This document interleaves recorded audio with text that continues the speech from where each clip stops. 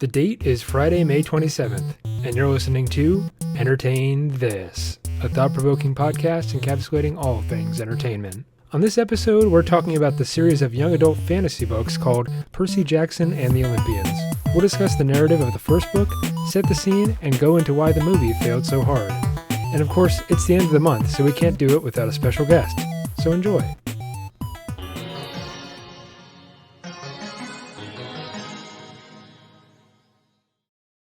Welcome, ladies and gentlemen, to your favorite show on the internet, encapsulating all things entertainment. You know it, you love it. It's Entertain This. Entertain This! As always, as I have been for the past 2 years, I'm Alex. I'm Michael. And I'm Nick. And why are you making that face? What's up with that face? 2 years? Well, yeah, we've been doing this show for 2 years. Oh, I thought you were saying your name was Alex for the last 2 years. My name has been Alex strictly for the last 2 years. Before that, my name was a secret. And if you guess it, I'll let you have your baby back. Anyway, that's a Rumpelstiltskin pull, if you didn't know. Oh, nice. Yeah. It's a deep cut. It's for my deep cut grim fairy tale lovers out there. Guys, it's that special time of the month again. You know the one where we've run out of ideas and we have to go seeking help from an outside source. We have to dig deep into that rich vein of friends, family, homeless people who have nothing else going on a Wednesday night. And I would say, arguably, this time we hit all three of those categories. Yeah. So without further ado, you know him from the hit new D&D actual play podcast, Project Icosa. He plays the beloved character of Zelgadon Solaris, none other than Dan Robertson. Hello. What's up, homie? Good evening, dailies and dental gyms. Welcome to Entertain This, the other podcast that we do. Yeah. Is it weird? Does this feel like being in your house, but like after you move out, someone else moves in? It feels the same. It feels the exact same. I'm gonna have such a difficult time not lapsing into some goofy dialect or something like that. So it's 100% fair. Yeah, this show, I would argue that Project Icosa is harder on the performers than this show is, because this show is literally just a conversation. Project Icosa is like a completely different ballgame from that. So hopefully you have an easier time here. That's at least the hope. I somehow managed to adequately prepare. What? Against the odds. Wow. So that's more than we do most of the time. Yeah. I inspiration hits like anything else. Usually like a bag of bricks. You're so right. Last night I cranked out the outline for our conversation tonight, so I'm very excited to dig in. Yeah, man. So not only are you on another podcast that we produce, and thus a great addition to our roster of guests that we've had on our show, but you also are, in fact, an expert in something that we would not have been able to do an episode of. I think you're going to bring a lot of information to that. So without further ado, I'm going to pass the torch to you for you to lead this episode of Entertain This. It's all yours. Alrighty. Thank you. So tonight we are going to be talking about Percy Jackson and the Olympians. Ooh. Wow. Yes. Very, very beloved book series to myself. I can literally remember the first time I got a copy of The Lightning Thief. But I am going to do a little bit of ping-ponging as we kind of dive into it. So, God bless. Rick Riordan is the author of the Percy Jackson books and all of the various spin-off series that Percy Jackson has created, as well as other in-universe series that he has written about featuring other mythologies and pantheons. But mainly we're going to focus on Percy Jackson. All the other characters and pantheons and mythologies of that sort will definitely get a shout out and a mention, but more of a kind of addendum worthy.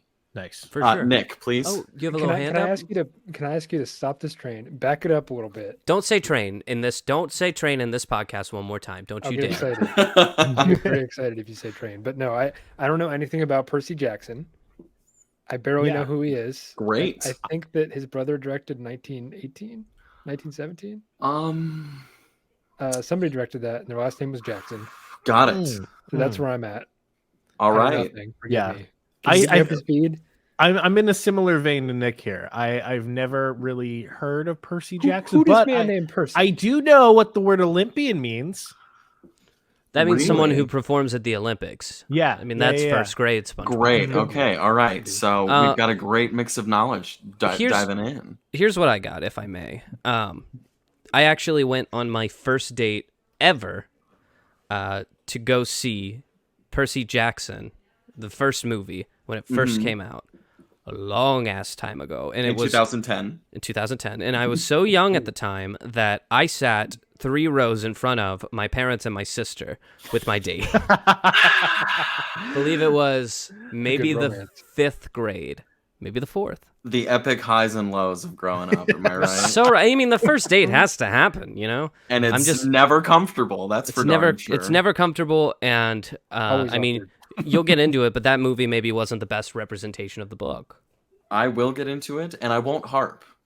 I feel like I've got a good You got an mix hour, of- so you better harp about something. I've got a good subjective, objective mix about opinions on the initial movie. Okay, so Percy Jackson, when The Lightning Thief, the first book in the series, opens up, he's a 12-year-old kid from New York City, and Percy comes from a blended family. He grows up believing that he does not know his father, and he is raised by his mother, Sally, who is working 9 to 5, tumbles out of bed, stumbles to the kitchen, pours herself a cup of ambition every morning to provide for her sweet son. This boy has ADHD and dyslexia, and he is on a field trip in Manhattan to a museum, and his math teacher is really just trying to get him to step out of line. And he's like, what is going on? And he walks off. He gets separated from the group, and he turns around, and his math teacher is looking a little less human than normal. Okay. And then she sprouts wings and claws and turns into a fury and attacks him. Yeah, And that at sounds this- just like my experience with my math Precisely, teachers, like every other field trip, right? Mhm. And so his Latin teacher appears out of nowhere, chucks him a pen, and he uncaps the pen, and he's got a sword, and somehow manages to defeat this fury, and thus begins our hero's journey. Okay. So I It's love a the book. pen sword. That's my whole favorite part of this entire thing.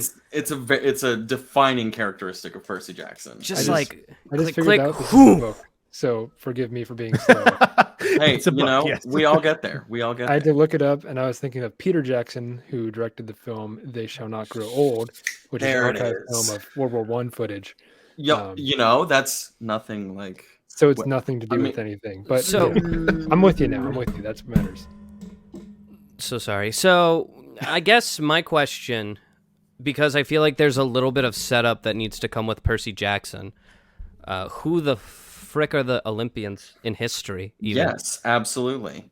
So But you there can call are. them Well, let's put it together, if we may. Please. Olympians, aren't they the people, the ancient Greece? people? Yes. Yeah. Mm-hmm. I saw him in Hercules.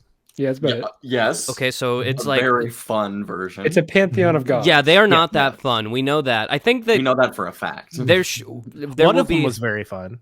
there will be a future episode comparing Hercules to actual Greek mythology. You could do a whole episode of all their depictions in pop culture versus what the actual, because it's Oh, yeah. God bless. I mean, as Um, far as I know, Dionysus seemed like a great time. Oh yeah. He No do one's be the gonna- god of parties. He'd be partying. I mean revelry, but revelry parties.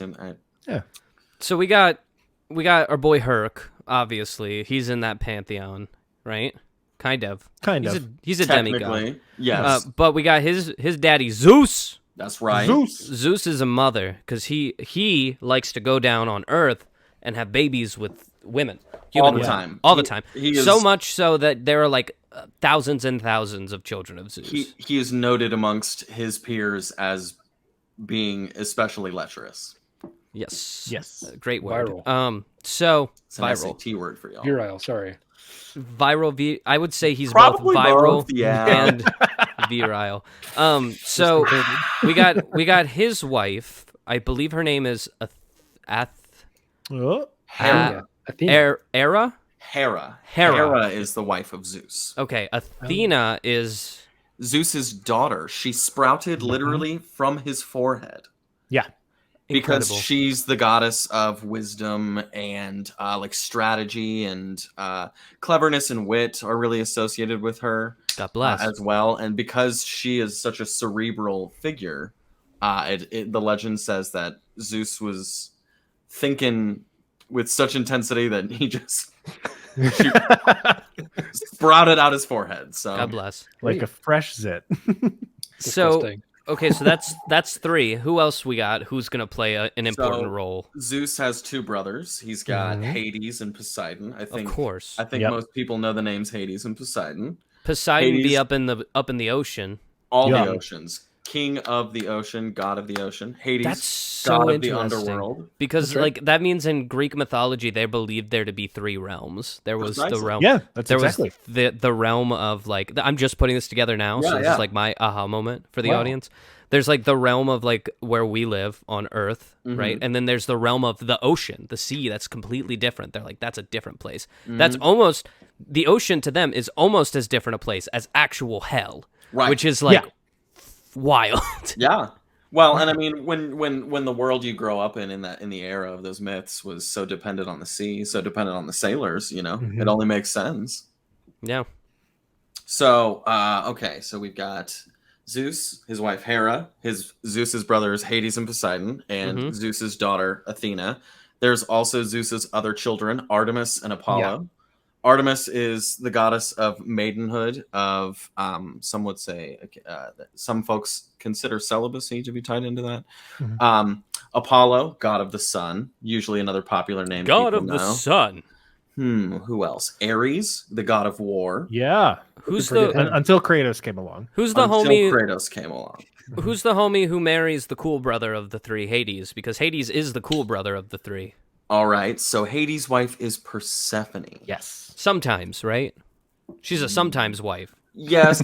Yeah, there are obviously going to be variations in some of the stories, but typically most of the stories have her as his wife. Gotcha. Well, isn't it like there's discrepancy on whether she's willing or not? Unfortunately, Yeah. shout out the ancient world for being brutal and terrifying. So Yeah. true. For more information, go play the game Hades. And for more information, go to a library. Yeah. Here's the real hot and Talk to your spicy. librarian. We all think Hades is a bad guy because of Hercules, because we think Hades like tortured Hercules and like made him. But that wasn't Hades. That was actually Zeus's wife, Hera, right? Who tortured Hercules throughout his trials. That was her who did it. As Meanwhile- on Zeus's. Yeah. Meanwhile, our boy Hades was just chilling in the underworld, taking care of his dog. He's just a moody boy with a dog. Like He we really can all is. He really we can is. all relate to that. Well, and it's funny you mentioned that because a big component of the first 5 novels that Percy Jackson appears in. How many are there? Well, okay, so Percy technically appears in 10, but the first 5 is like he is the focal point. But I love that you said that because in the first 5, there's a big, a big facet of the story is the relationship between Zeus, Hades, and Poseidon, and they talk a lot about how when thousands of years ago, when the realms were divided up, Zeus and Poseidon were a bit cunning and sly and said, we'll take these domains. These are full of living things. We've got these. And you get the land of the dead. So he never sees the sun. He never gets to feel it was less, he was less willing, I guess, initially to take the job, but he has certainly made it his own. Okay, so how does this connect to Percy Jackson exactly? So here's where we're at. It's all related. He's got the pin. The pin go clicky clicky. The pin Yeah. turned into a sword, and he killed the guy. So what happens next? Yes. So he is like, okay, why did my Latin teacher just throw me a pen that's a sword? Big bet. And then he realizes the one friend he's had this whole time in school. Keep in mind he's 12 with some learning difficulties, and it's a tough age. So his one friend is like, freaking out. So then something really scary and shadowy is chasing them, and his friend is like, we got to go find your mom. And he's like, we're literally on a field trip right now. What are we? He's like, we have to go find your mom. And so they go and grab Sally Jackson. Sally Jackson takes the stepfather's car and they peel out towards Long Island Sound. Well, this is dope. The storm is coming down. It's only getting crazier. There's noise behind them. They're like, what's going on? The car flips. They all barely crawl out. It explodes. There is a hill in the distance with a single pine tree on it. And Percy's mom, Sally, and his best friend, Grover, are both like, go, run for the hill, go. And Percy and Grover are booking it. And they finally see this shadowy figure. It's a Minotaur. It is a Minotaur from the depths of Tartarus.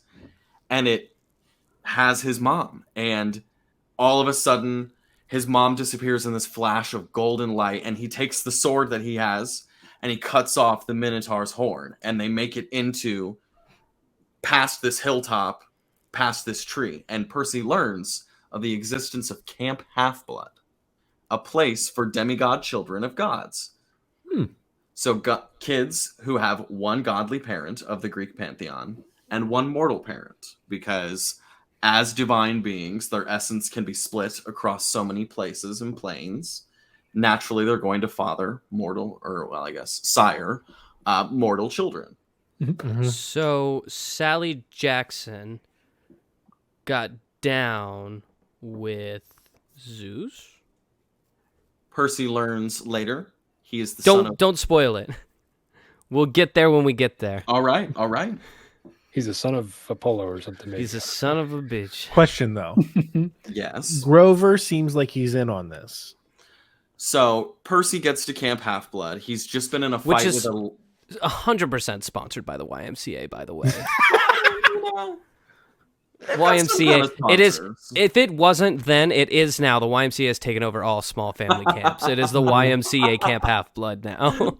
It's on the signage. It's in like the little like. There's like the there's the old classic that the old classic Camp Half-Blood sign, but they put a little tiny piece of wood at the top that got hammered in there. It says YMCA. On it's got the logo and everything. Yeah, so it's YMCA Camp. Go ahead. So he's just been in a fight with this legendary monster, and he wakes up and he's in this like big old farmhouse wraparound porch, and his Latin teacher's there, and he goes, "What are Who takes Latin when they're 12? Right? What the hell?" He's like, my mom's dead. He's literally like bedridden, recovering from a fight with a Minotaur, and he's like, my mom's dead, and his Latin teacher's like, true. No. Time out. What?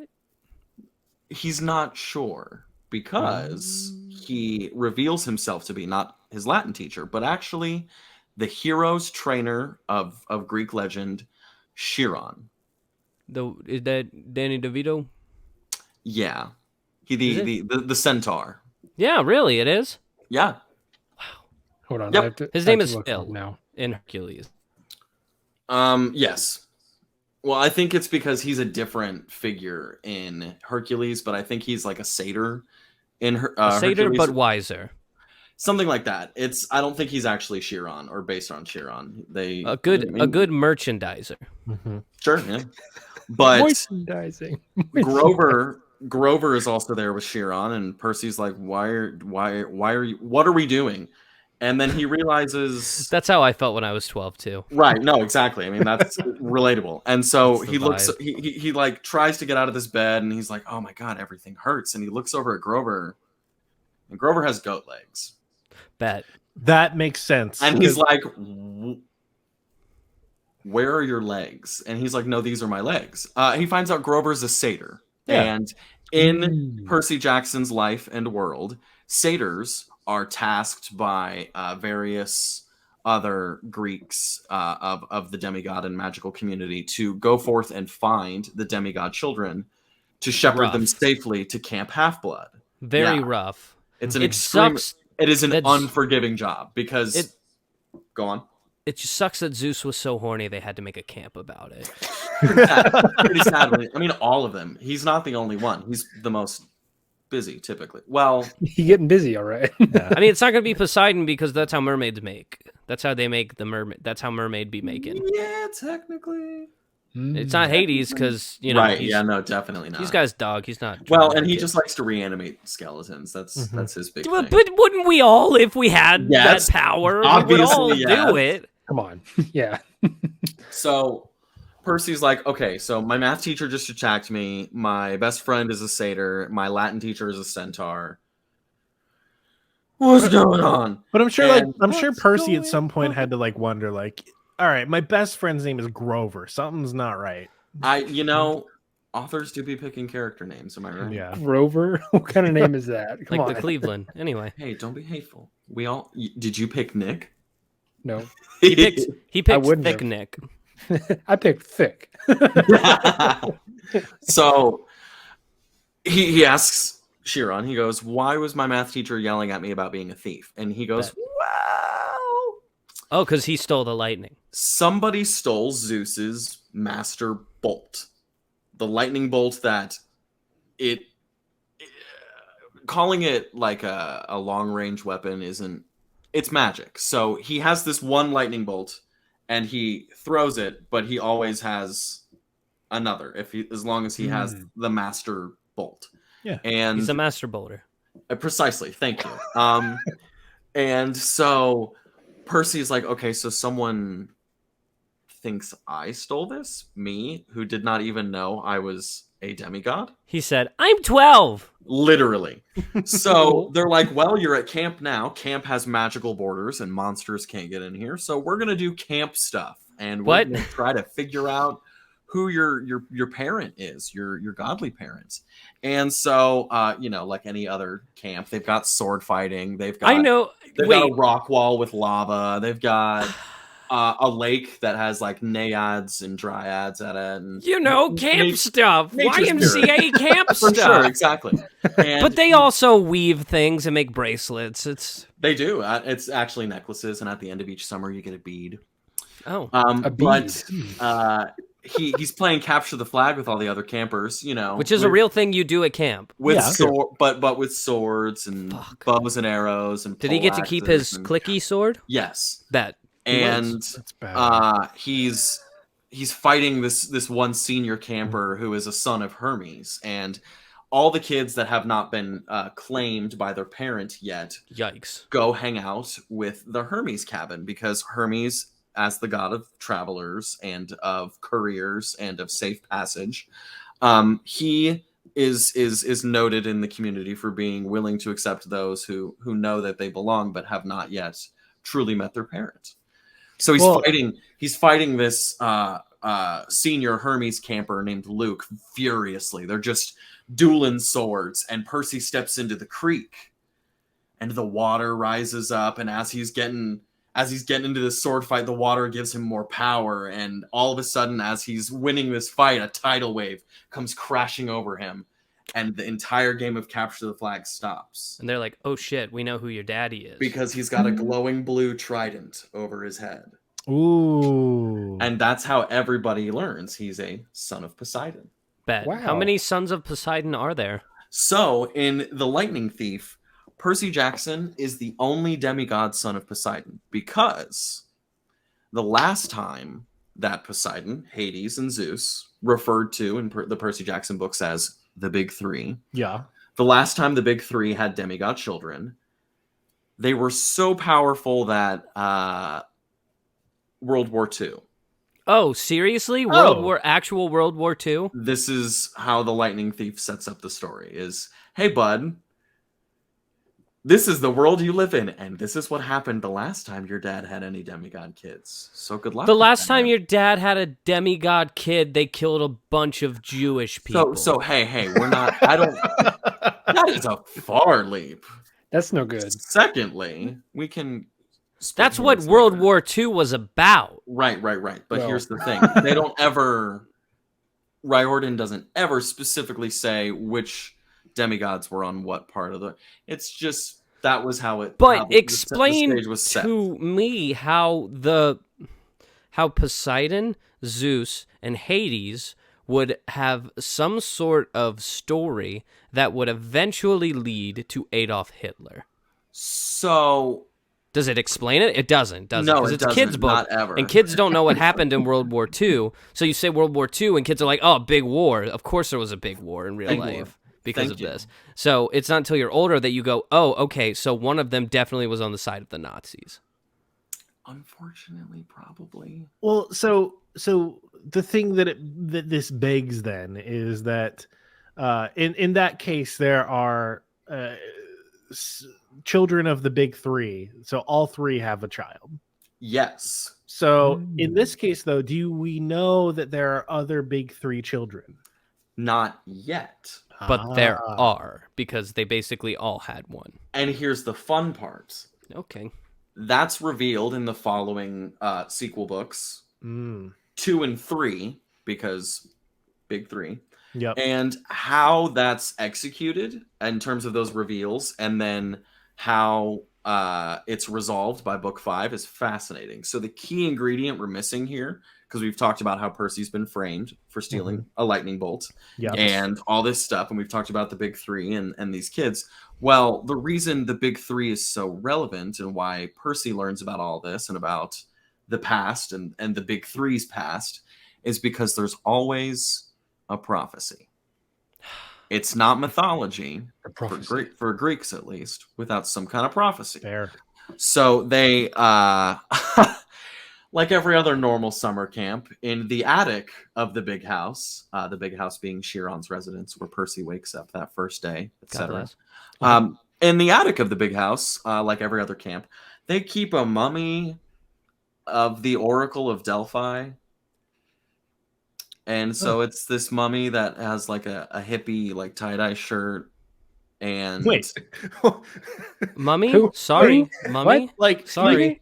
like Scooby-Doo mummy? like this is an extremely bad comparison, but good. it's a good visual comparison for those of us who have suffered through Skyrim. The Night Mother, think like that, but like less inherently terrifying and more just like More chill. dried ancient thing, But wearing a tie-dye shirt. Yeah. wearing a tie-dye shirt, so you know human jerky, my favorite but flavor. so precisely Gross. that's terrifying.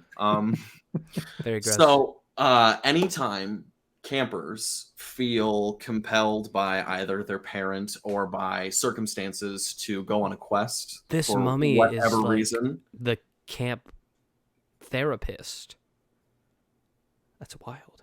I don't want to say you're wrong, but I would have to actually reread all the books to actually like corroborate that. Fair enough. Continue on. But anytime the kids feel the urgency to leave the camp borders, Chiron says, "You gotta go talk to the mummy.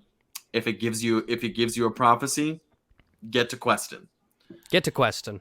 And there haven't been a lot of prophecies. And this is lazy DMing at best, by the way. Hey, you can take that up with him, okay? Because the world building more than makes up. Oh, I totally agree. So Percy goes up to the attic, gets a quest, and journeys west. I didn't do that on purpose. I'm so sorry. Because What's the next book's title? the second book? Yeah. The Sea of Monsters. Okay, so it's not Percy Jackson and the Journey West. Thankfully not. Okay, Journey good. to the West, a Percy Jackson. I would feel so bad if I had done that and that was the book title. I didn't know where you were. I'd just be like, bye.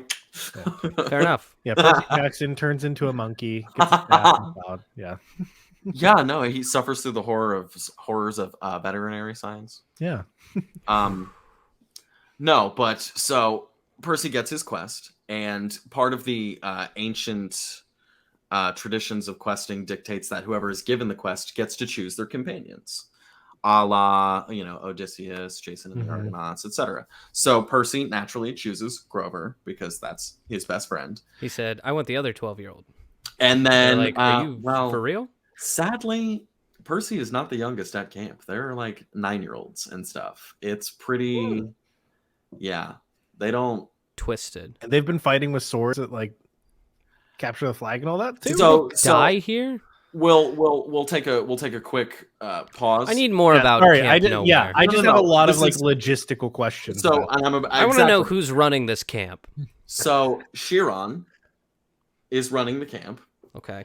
And Chiron. I got some choice words for him. so Chiron feels so strongly about training the children to be proficient with swords and other arms because, as demigods, part of their literal being is divine, godly. They have literal powers. Mhm. And because of that portion of their heritage, monsters can track them. It's like they're sent, quote unquote, is Like how it's described. monsters like actively seek them out. Precisely. And as children get older, their scent becomes more powerful because, like growing in general, the older you get, the stronger you get. And with all that being said, the reason this is even taking place in the United States is because Percy's learning all of this from Chiron, and he's going through the existential crisis of, wow, okay, this is actually how things are. He learns that the reason the Greek gods and all of its affiliated pantheon hilarity and nonsense is because as Western civilization, huge air quotes around Western civilization, has progressed through recorded history since ancient Greek times, the pantheon has followed them to the epicenter of where Western civilization is. And so America got the foothold in the world stage as it did in whatever period of history, and the World War pantheon II. probably before, Probably because later books talk about stuff in the past before World War II, though. Anyway, they decide that when the United States is the center of Western culture, and so that's where the pantheon is now rooted, for lack of a better term, Mount Olympus, the floating city on a cloud, It just kind of floats Is- over it. is anchored to the very top of the Empire State Building. That checks out. You go to the Empire State Building, you say the code word to the guy at the desk, you take the elevator to the 500th floor. Wow. So not just like the US, but like this is the pantheon of New York City. Specifically, So- The greater New York City area. So that's the fun part is the entrance to Mount Olympus is in New York City, but the entrance to the underworld, the main one, Phoenix, Arizona. Los Angeles. I was going to say Cincinnati, but Yeah. I mean, me too. If I was writing it, me too. I shouldn't badmouth my city. But no, here's a fun fact for you, just because I have it on the top of my head. The actual spire for the Empire State Building was built as a Zeppelin docking port.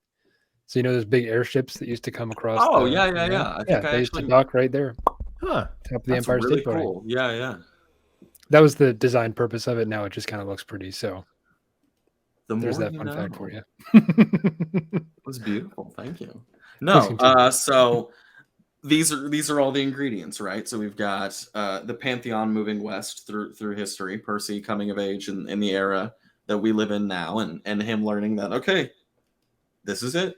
So all this in mind, Percy gets his quest, and he decides to head towards Los Angeles with Grover and another camper who he has grudgingly befriended through his first few days at camp and capture the flag, a daughter of Athena named Annabeth Chase, which is an important name we'll come back to later.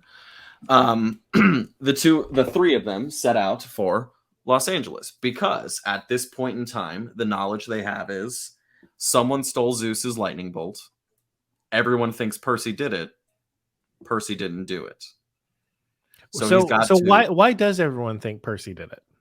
Because he was on a field trip to Manhattan the day that it was stolen, coupled with following World War II, the big three made a pact. No more demigod children. And Percy is the first son of Poseidon to show up since that pact. And he's in Manhattan on the day that the lightning bolt is stolen. Because Zeus is also in Manhattan? Because, well, so yes, Mount Olympus is in Manhattan. Mm-hmm. It's at the top of the Empire State Building. But being ancient, powerful divine beings who have been around for centuries and have fought with each other numerous times, you find out your brother had a child you never knew about. the same day your most valuable weapon goes missing, you're going to be a little suspicious. Well, sus, huh? It's a gram of sus, if you will. So Percy is like, okay, all right, I got to clear my name. I got to figure out what happened to Mom. Yeah, there's that whole lead. And I gotta get it done. And so he is crisscrossing the country, which is a very common element of the Percy Jackson extended universe. He is crisscrossing the country, trying to get to Los Angeles because he thinks that the best place to start, rather, or the best place to start looking or to consult is Hades, the other brother. So that's where the story heads. And I don't want to spoil all of the story, but that's essentially how Percy Jackson's hero's journey begins. The Lightning Thief is an excellent story all within itself, but the way it sets up a universe to be fleshed out in the following books is, in my humble opinion, unparalleled. Ooh. Like, these books are definitely written and obviously marketed to like middle school, like young adult age, high school. Obviously, as the sequels and series expand, but truly, I think the storytelling is top notch, and the world building, especially for a fantasy geek like myself, I'm always happy to revisit. For sure, Love it. So is this like a Harry Potter type situation where it's like you grow up with the books? Easily. So I mentioned before that I remember the exact point. I got the first copy of The Lightning Thief. I was if I'm correct, a 4th grader. Shout out Scholastic Book Fairs. Oh, right, ladies, come on. I was at the book fair in my humble elementary school, and I see this book, and it's got Medusa, a Minotaur, and I think Cerberus on the cover, and I'm like, this is crazy. I too love 3-headed dogs. The lightning, the Lightning Thief. You can steal lightning. I was like, Mom, I got to get this book from the book fair. Steal thunder, that's for sure. And so I've been a Percy Jackson stan ever since. I actually did read the first 4 books of the Percy Jackson and the Olympians series had been released before I had ever read Harry Potter. So how about that? Goes way back for me. I'm it's a deep cut. Big old fan. So how did you feel when you heard the movies were coming? I was really excited. I think like anyone else who loves a good book that wants to see it transformed into a movie. You were middle school at the time, I'm sure. Oh yeah, no. So 2010, I was probably 7th or 8th grade for sure. But so I've already established and set the stage for The Lightning Thief, the book, and how the plot devices are. It's pretty straightforward. Was anything once I explained the world of Percy Jackson, was anything about the plot and how it would potentially progress unclear, or the motivations to move forward unclear? No. I mean, it kind of sounds like it was the setup for the story that's coming in the next couple books. Precisely, for sure. Like a lot of good storytelling, in my humble opinion. That's how a book should work, right? Setting it up for extra. Crazy. So, wild. The first book gets greenlit to be produced by film. It was the film rights were acquired by 20th Century Fox in I think 2004, and the movie didn't come out until February 12th, 2010. So the movie, it had the spirit. It was the execution of it all, because Percy losing his mom at the start of the story is obviously a very foundational element to the first book. It is the biggest motivator for Percy personally until he gets to the very, very end of the story. And obviously, like Nick said, sets up the future stories. So his mom, when she disappears in that flash of golden light in his first fight with the Minotaur, he finally finds out, after he's journeyed part of the way through the United States, that she's being held in the underworld by Hades as collateral. Because obviously, as the third member of the Big Three, he's just furious that all of this is happening. And I don't have any children. Why are my brothers being so blah-blah? And so, knowing he has this thing to hold over Percy, obviously they got to butt heads and meet and figure this out. So Percy, in his journey across the country to the entrance of the underworld, he's in St. Louis at one point. Missouri. Precisely. Misery. And he naturally ends up at the arch, and he goes up top, and he ends up by himself. And any of us in the group, because we all play D&D, know. Oh, yeah. You never split the party. Never split the party. No. And he's by himself up at the top of this arch, a son of the ocean, kind of up in the sky. He's very nervous and uncomfortable. He's naturally got a fear of heights. And So here comes Uncle Zeus. worse, actually. Here Oh, comes Mega Zeus. some kind of underworld demon. I'm blanking on what creature she actually was, but she has a oh no, I think it's Echidna. I think it's like the original Greek myth of Echidna. It's this horrifying story. But she Right. has a oh shoot, I'm blanking on what monster she's got. She's got a monster that breathes fire. I want to say it's something akin to like a manticore, but I know it's not a manticore. Fair enough. And so Percy's only option is to literally jump out of the arch. Oh, great. Nice. And he But- just Huh? he just Yeets. yeets himself, and he lands in the river. And he learns one of the perks of being a son of Poseidon is that you can fall from however many stories into water. If water is the result, you're money. You're good. Every time. Wow. Literally. No matter what, it doesn't even matter if you fall. If the end result is water, you're good to go. You're good. So like get So- as drunk as you want because you're gonna end up with water. He hits the surface of the water, immediately is like, I'm unhurt. And then he's like, I'm dry. As a son of Poseidon, if he doesn't want his clothes and his everything to be affected by the water when he's underwater, it just isn't. No. That's his choice. That's a nice catch. Another perk.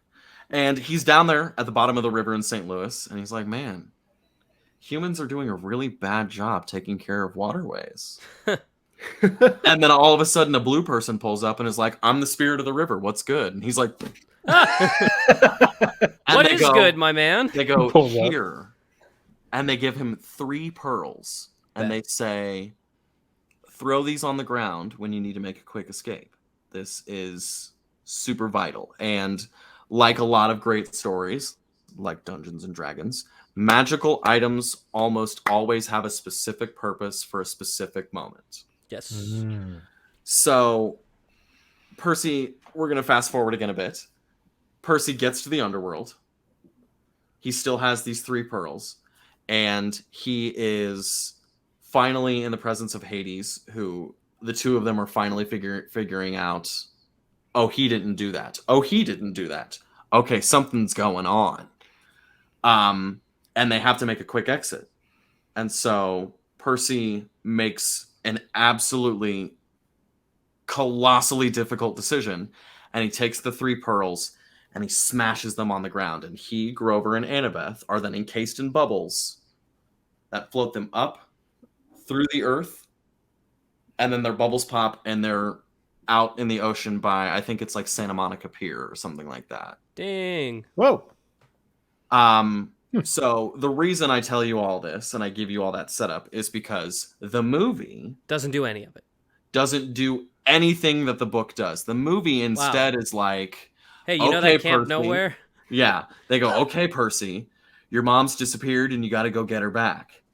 And along the way, you have to collect these 3 pearls because these 3 pearls are going to help you get your mom back when you're in the So Kinda, I was gonna guess. say they took elements of the book and said, let's do it, and keep none of the things that make this a compelling story to But- follow. If Yeah. they hadn't done that, we'd just have a really cool Greek mythology-based buddy road trip movie. That's Yeah. nice.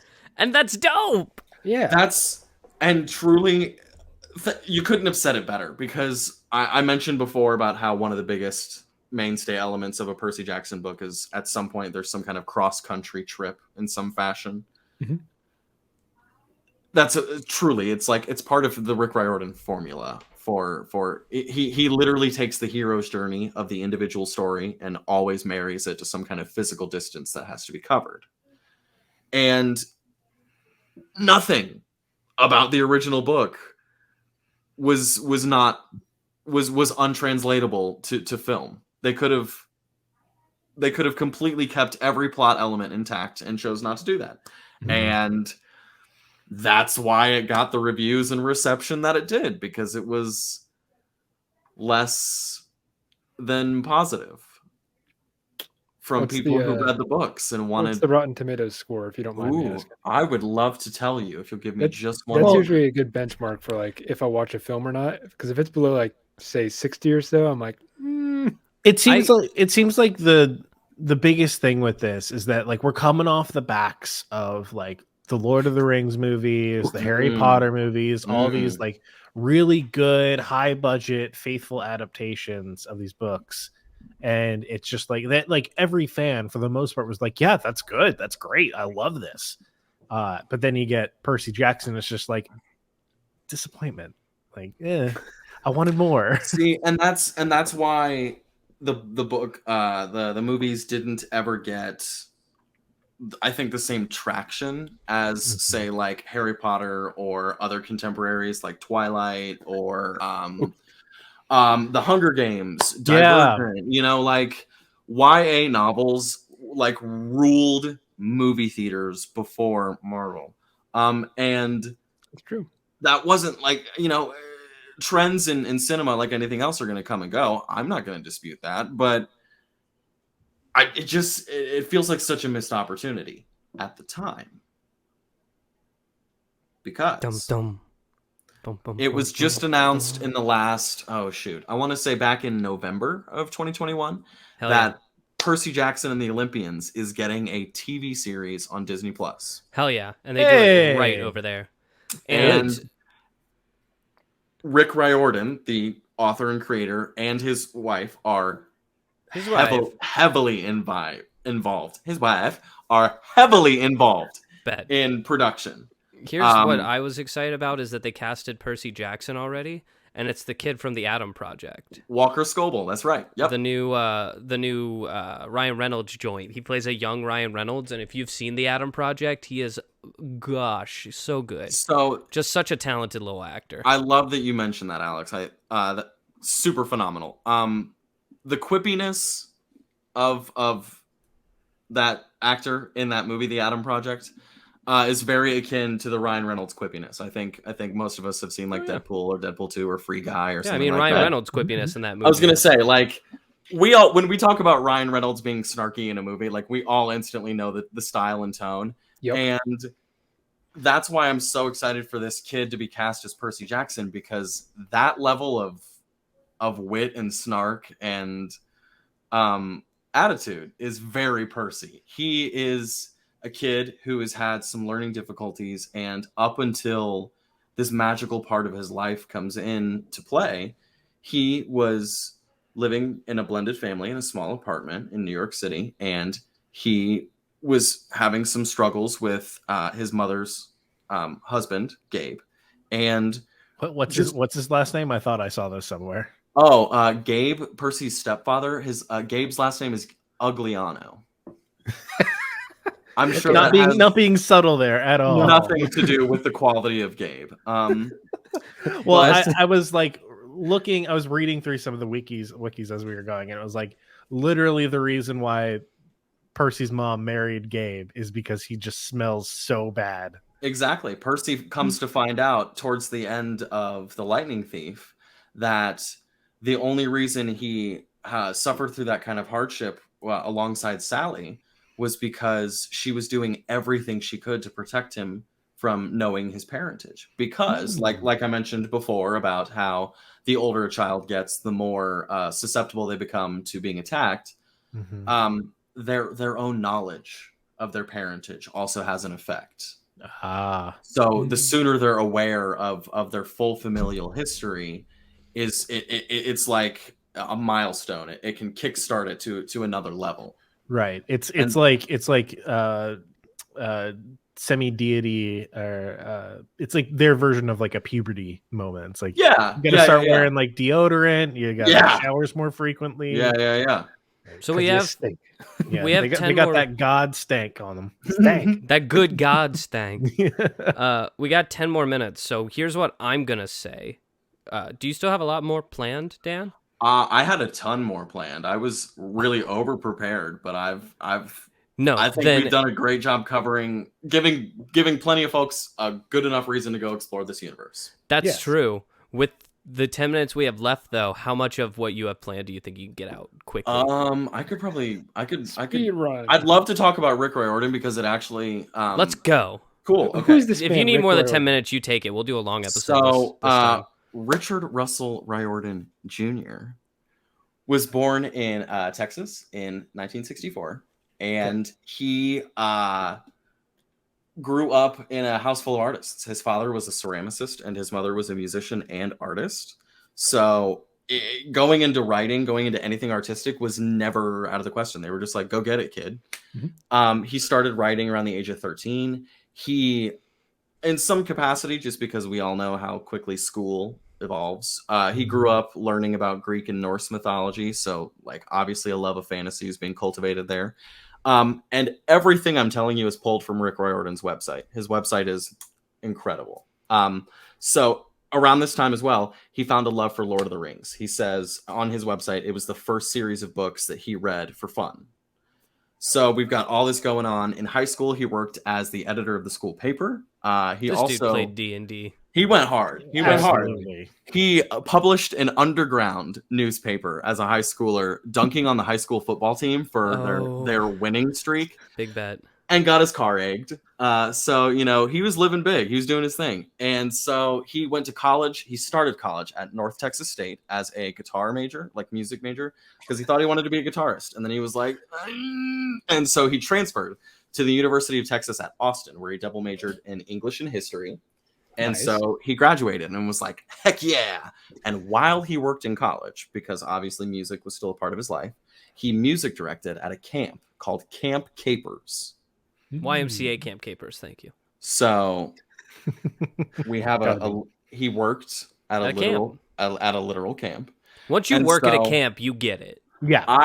Yep. Mm-hmm. So have we all worked at camps except for Nick, maybe?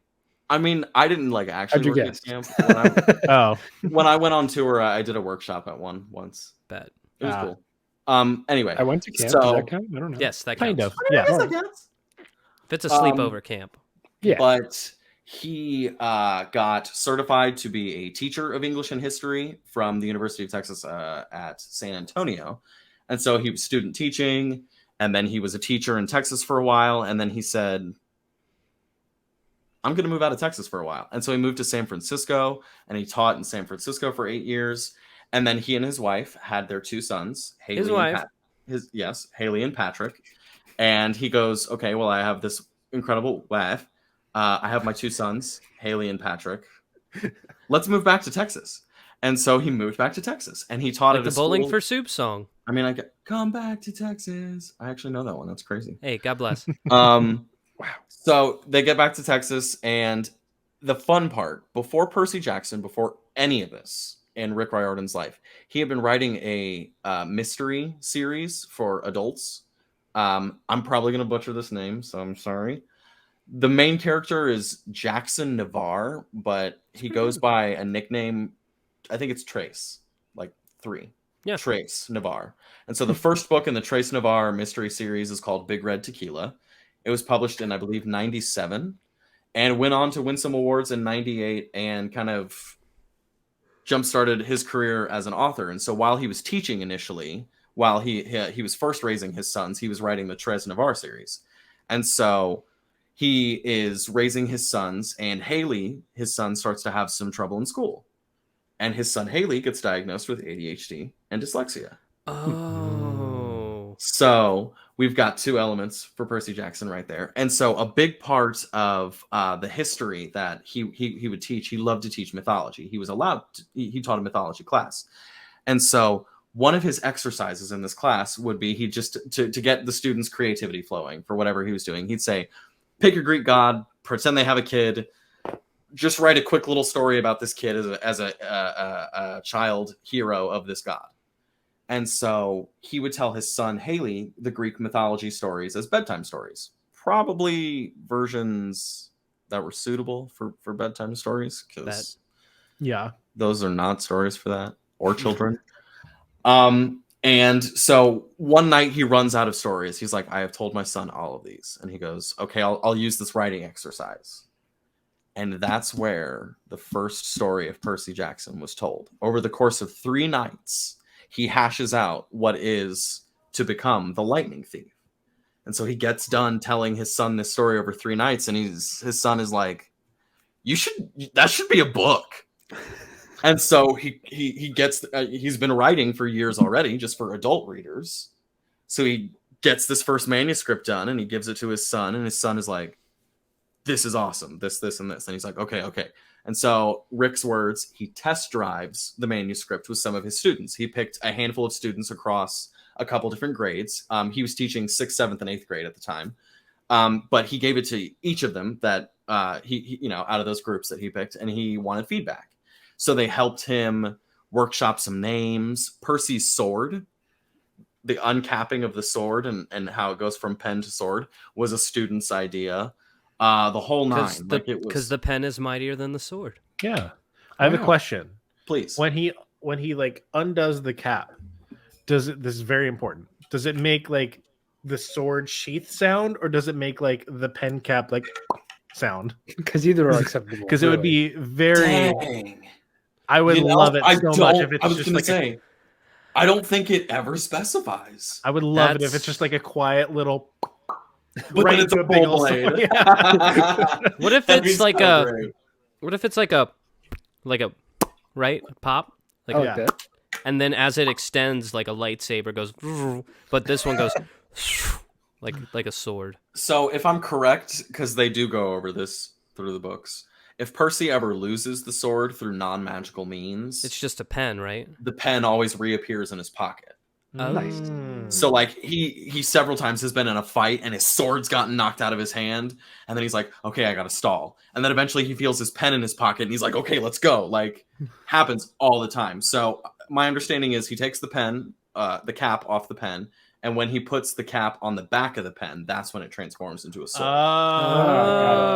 And so I don't know if it like, I don't know the full details about how the hilt and handle of his sword. We all want this pen. I was going to say, but he, in some degree, some way, can then take the cap, touch it to the tip of the blade, and it shrinks back to a pen. Dope. It's pretty cool. It's pretty cool. Well, and there's a whole history of the blade that you learn as all the books progress. What's that? What's the history? So you, Alex, have loved talking about the main man of the Disney fan, Hercules. Hercule. Percy finds out in this initial battle at the beginning of the Lightning Thief in the museum, he finds out that he can read ancient Greek. His Latin teacher chucks him the pen. It turns into a sword as he catches it because it's his first time being handed this artifact. And he sees on the blade engraved in ancient Greek, anaklasmos, which is ancient Greek for riptide, which was Hercules' sword. Oh shit! Hercules go bye-bye? So Hercules in ancient Greek, in like Greek mythology, after his like labors that he had to do, he like ascended to goddom. He was granted godhood, and he actually Megara, shows up. Megara does not keep him from being a god. Yeah, Megara dies in like the first trial or whatever. Yeah, but Hercules actually shows up in the second 5 book series of that Percy Jackson's in. He says, "Give me back my pen." You know, it's funny because I don't think Percy actually ever gets to talk to him. Wild. I just looked it up, and he's holding a baseball bat. Bet. Hercules holds a baseball bat now? Yeah. I think he does have a bat in the books at one point. That's really funny. I had forgotten about that. Well, because isn't it like in mythology, he has like a great club that he uses? Yeah, he's and it's just the modern rendition of a great club is just a big old baseball bat. Baseball bat. Works. Talk softly and carry a big stick. Carry a big ass bat. Teddy Roosevelt, 1901. Man, that's super dope. All of that is very dope. I literally Is it one of those? Do you not want to read them? Why would you not read them? This all sounds. Is the books like? Because you said that they start off being made for like middle schoolers to high schoolers. Is it one of those things like you kind of have to put that aside when you're reading it, like, or is it like very engrossing even for like me, a near 30-year-old? Yeah, no, I wholeheartedly. So I think I love that you bring this up, Michael. Truly, thank you so much. Because that's one of the big things. I can actually hit the themes of the books because I think that segues into it really nicely. So, I've talked about, the difficulties of growing up, all the difficulties that Percy had in his life before he realized he had all this magic shit going on. So even with that in mind, him and two other 12-year-olds, Grover's technically like 14 or something because satyrs age slower than humans. In the movies, they're all 27. Right, exactly. But, imagine being 12 or 13 and you and two friends have to get from Long Island to Los Angeles unchaperoned. Like say chaperoned again? I said unchaperoned. I believe your tone was you said unchaperoned. Unchaperoned. Go ahead. And so I mean, you can remember being that age and being left to your own devices with a couple friends and just like the chaos that ensues and having a moment to yourself of like, I'm in charge of something right now and I've literally never been ever prepared for this. I can't do this. Well, here, this might help a little bit. So do these books occur in the first or third person or third? Okay. Third. Yeah. Gotcha. Yeah. It's like a narrator putting themselves close to the same like shoes. Very close. So like how Harry Potter's written. Yeah. Kind of. Yeah. And what makes I think these books so accessible, what I think makes them so fun, because I mentioned about how the entirety of the mythology and pantheon is now woven into Western civilization. Obviously, as Percy's traveling, he's going to encounter other figures from Greek myths and tales. Because naturally their places of residence have also migrated with the rest of the pantheon. And so as Percy is learning more about this world that he really does truly inhabit, it's funny. He's 12 and he hasn't eaten in 4 days, and Grover, because he's a goat man, can talk to animals. And so they're in Jersey. And Percy's like, I'm so hungry. And Grover is like, well, this dog said we can get food over there. And it's a pink poodle. Like, that's way better than what I thought was going to happen. That's hilarious. Yeah, I love that there's just like this level of like absurdity and they just lean into how ridiculous they just lean into. Yeah. And so, they go to get food, and it's this garden emporium that also has this weird food court. And one of those statues looks like Grover's Uncle Ferdinand. And why won't the lady who runs this place take off her weird veil? And oh my God, it's Medusa. All this stuff, like crazy. Of course, Medusa, the Gorgon who can stone flesh people with her vision, is gonna hide as the owner of a garden emporium. You know what I mean? Like. Yeah, it's got all these really. That's just one example of literally almost every Greek myth that you can think of, and the figures within having some kind of new life in the world that they live in, and so that further colors their interactions with the kids who are kids. Like, I've always been here, and you're thousands of years old, and you chose to do this.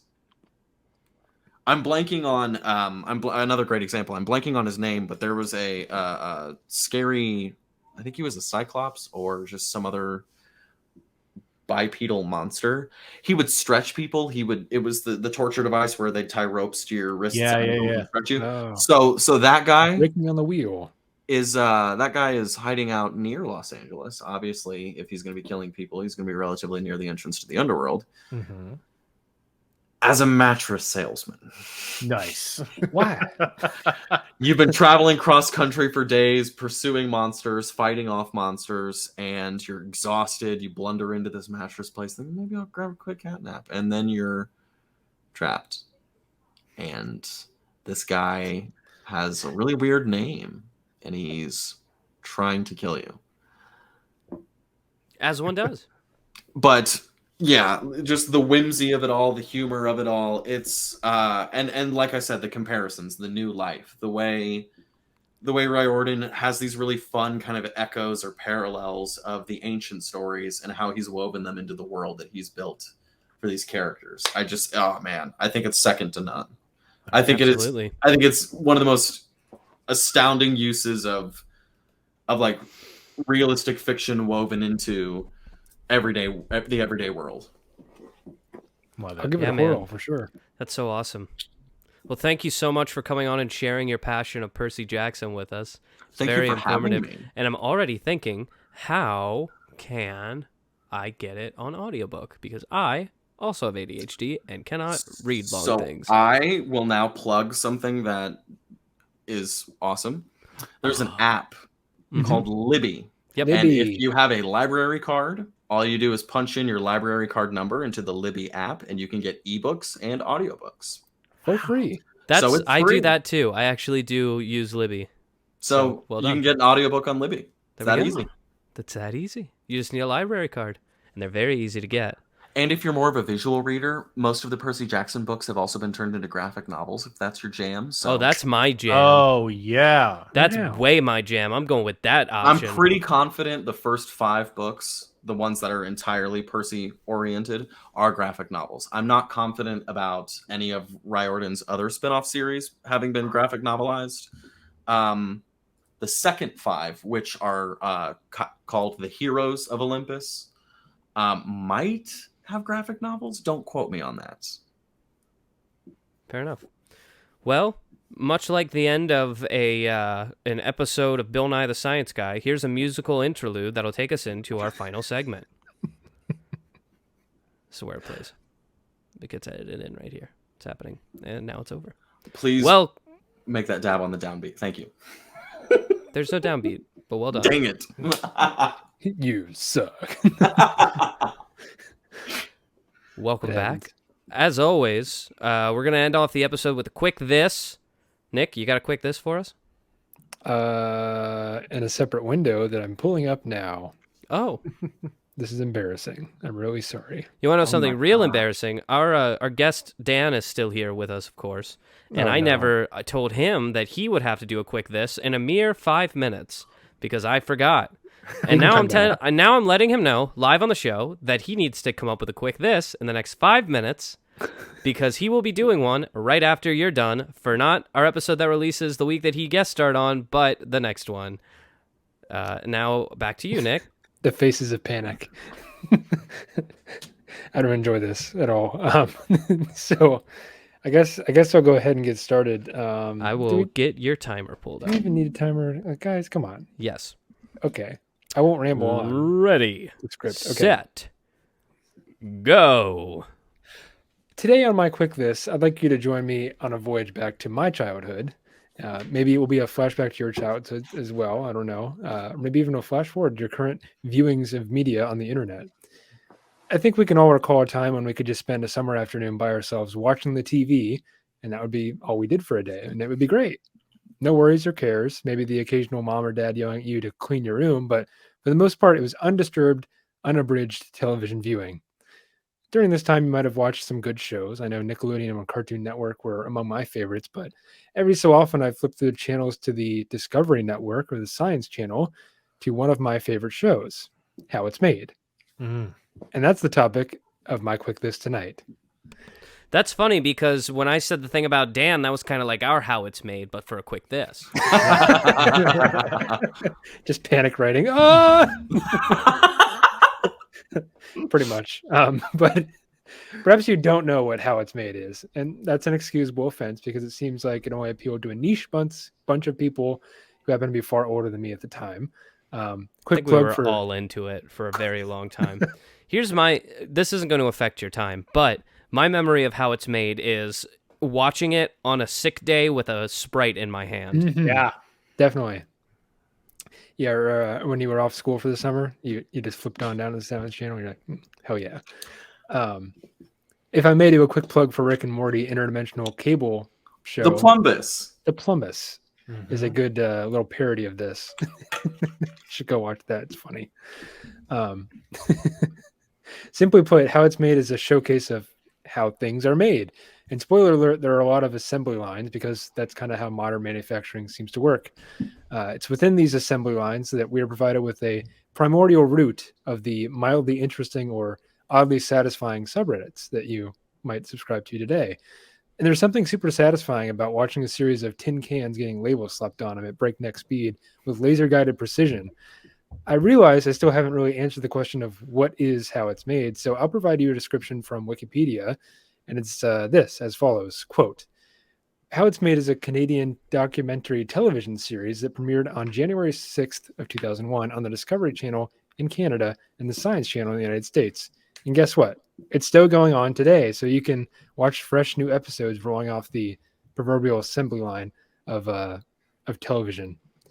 Now, perhaps you've wondered, wandering the aisles of your local supermarket, hey, how the heck do they make Twinkies? And why are they so damn good?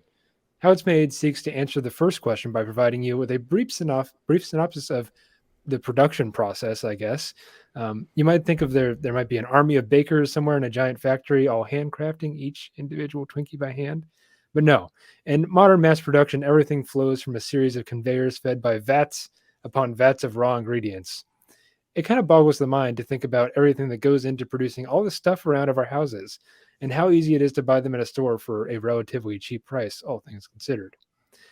While How It's Made may just be a visually appealing show to watch, what it is at its core is a deeper level testament to the economical force of economies of scale, which, as defined by Google, is a proportionate saving in cost gained by an increased level of production, which is to say, the more that these factories can produce, the cheaper it is to us, the consumer. Well, this is fraught with environmental concerns and the possible downsides of capitalism. You can at least appreciate the mass amount of, say, Twinkies rolling off an assembly line and directly into our mouths, because they really are delicious and apparently immune to nuclear blast, which is a good thing in our modern state of global affairs. But anyways, thanks for listening to my quick list tonight. I think How It's Made provides a great background noise for any activities you might be doing in the vicinity of a TV. It's also a great show to watch, whether you care about how something is made or not. You might just walk away with a great appreciation of the items you find around your house, like maybe your phone that you're listening to this podcast on right now. So thanks for listening in and entertaining this. Nice. Yes. Well done. Yes. Here's something interesting. Did you guys know that if you have a pair of AirPods or other Apple-related headphones, that you can actually go into your settings and change stuff, like you change it on your radio? Like you can turn up the bass, turn down the bass, turn up the treble, turn down the treble, all of that. And more importantly, there's an accessibility feature where you can turn on white noise to constantly play in the background, no matter what. Even if something else is playing, it just turns down the white noise and turns it up. You can do like what they call high noise, a low noise, a mild noise, and then they have a water and a rain option as well. So if you're the type of person who has trouble sleeping, you can just put on your Beats by Dre or something and listen to some rain sounds via your iPhone's accessibility features. Sorry, just thought of that because you said something about background noise. We all like background noise. Something, background noise. Hi, Dan. Thank you so much for coming on our show, bud. Do you have anything to plug? What I have to plug is the Percy Jackson Extended Universe and all of Rick Riordan's other books. Here, let me try. So the four of us host a podcast with the assistant of... You can't plug us. with the assistance of Chloe, our fact checker. We have a podcast called Project Icosa. That is a D&D actual play podcast that our lovely guest Dan plays in. He plays Zelgadon Solaris. So if you like Percy Jackson, you might just like Project Icosa. Sure hope so. I'd like to think so. I'd like to think we're heading in a path of that direction. Episode 4 is about to drop, so get on board. Get on board while you can. There are only 3 hours of playtime you have to listen to as of right now. So go jump on board with that.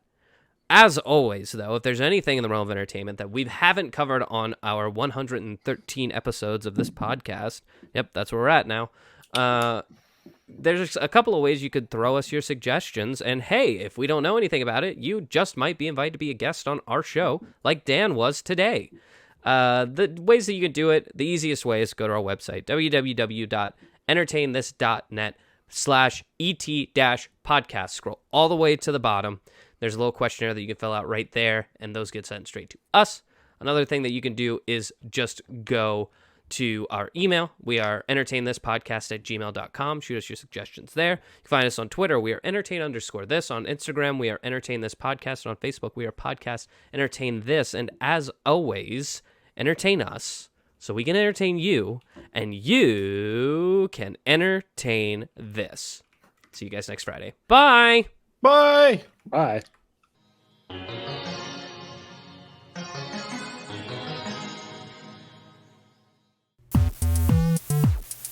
Special thanks to Dan Robertson for joining us on this special episode of Entertain This. Additional commentary was provided by Michael Savoya, Nick Mustakangas, and Alex Steele. Our showrunner and resident fact-checker is Chloe Price. Our theme music is Rush Bubble by Aaron Spencer, with interstitial music by DJW. Tune in every Friday for new episodes, and thanks for listening.